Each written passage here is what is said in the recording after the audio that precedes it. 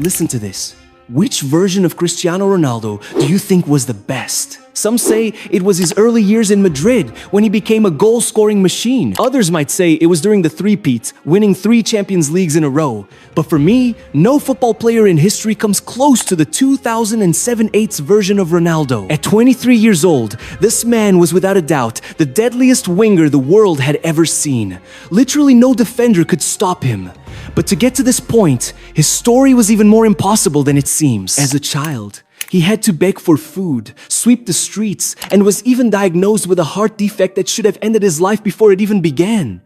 So, to understand how Ronaldo became the most terrifying winger in the history of the game, we have to start from the very beginning.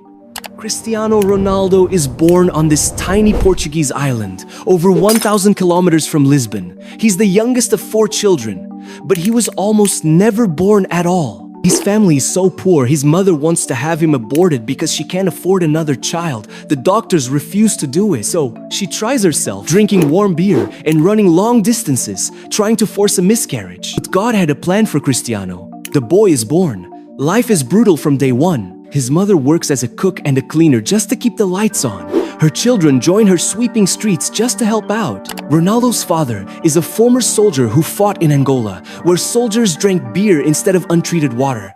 He became an alcoholic and can barely hold down a job. Ronaldo shares a room with his siblings. The only escape from the poverty and chaos is a dirty pitch at the end of his street. Makeshift goals, concrete surface, no nets. Plays there every day, skipping meals and school just to kick a ball. His first football is made of rags. Ronaldo cries when things don't go his way, earning him the nickname Crybaby. But that hatred of losing pushes him to work harder than anyone else. At 7 years old, Ronaldo's father gets a job as a kitman for Andorinha, a 5th-tier Portuguese club. That gets Ronaldo a spot in their youth academy. He dominates immediately, winning individual awards in local tournaments. They nickname him Abalina, Little B, because of his small size and quick feet. Soon, he transfers to Nacional, one of the biggest clubs on the island. The transfer fee is in millions. By age 10, scouts start noticing him. Then, Sporting Lisbon visits the island with a challenge for the academy. Whoever scores the most goals gets a spot at Sporting. By the end of the match, Ronaldo is tied with his friend, Albert Fantra. But in the final seconds, Fantra passes Ronaldo the ball, letting him score the winner. I knew he could go all the way, Fantra says later. Sporting signs Ronaldo for 1,500 euros. At 12 years old, Ronaldo says goodbye to his family and moves 1,000 kilometers away to Lisbon. Summer 2003, Manchester United versus Sporting, pre-season friendly. Ronaldo wasn't supposed to play, but Sporting sold their starting winger a week earlier, so he starts. And he destroys United. After the match, United's entire squad begs Ferguson to sign him immediately. At the start, no one had even heard of Ronaldo, Michael Sylvester says. But by the end, everyone knew about him. Ferguson keeps the players waiting on the team bus for over an hour while he fast-tracks negotiations with Ronaldo and Jorge Mendes. Barcelona is still interested but wants to wait another year. Ferguson refuses to let that happen. Days later, Ronaldo signs for £12 million, the most expensive teenager in British football history. But the pressure is about to get so much bigger. Ronaldo wanted the number 28 shirt. Ferguson refuses. He hands the 8-year-old the number 7, Beckham's number, Best's number, Cantona's number. I was forced to live up to such an honor, Ronaldo says later. But in his debut against Bolton, Ronaldo is electric. George Best calls it undoubtedly the most exciting debut performance I've ever seen. United wins 4-0. Ronaldo wins a penalty with his dribbling. Even Bolton's manager Sam Allardyce admits Ronaldo changed the game. His second season starts slow. Doesn't score a Premier League goal until December. Ferguson gives him the hairdryer treatment, yelling, "Who do you think you are?" and making Ronaldo cry in the dressing room. But it's tough love. Ferguson knows Ronaldo's potential, and life gets harder. While on international duty, Ronaldo gets devastating news.